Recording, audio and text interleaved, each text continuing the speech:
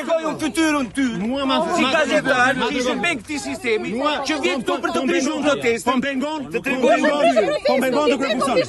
Këto pamje tregojnë sulmet verbale dhe fizike me të cilat u përballën gazetarët që po raportonin për protestën e radhës kundër planit për bashkimin e Bashkisë së Maliqit me atë të Korçës.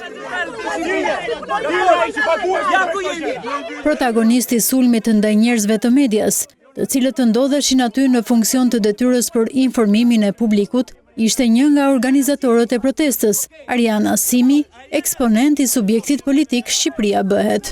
Unë jam Ariana Simi, dhe të denatoj ty që i shërbendi sistemi të kalbur. Ndërsa reporterët e mediave kombëtare dhe lokale të juglindjes po intervistonin qytetarët pjesëmarrës në protest, Ariana Simi nisi të akuzonte dhe ofendonte gazetarët, duke i cilësuar si të vënë në shërbim të regjimit.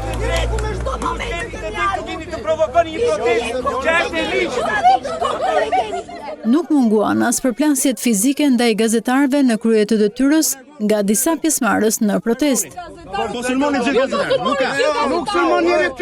Në këto rrethana, gazetarët ndërprenën raportimin e protestës dhe denoncuan sulmet në komisariatin e policisë së Maliqit. Sulmi ndaj reporterëve në Maliq pason një seri incidentesh të ngjashme të shënuara kohët e fundit gjatë protestave, përfshirë edhe ato në kryeqytet.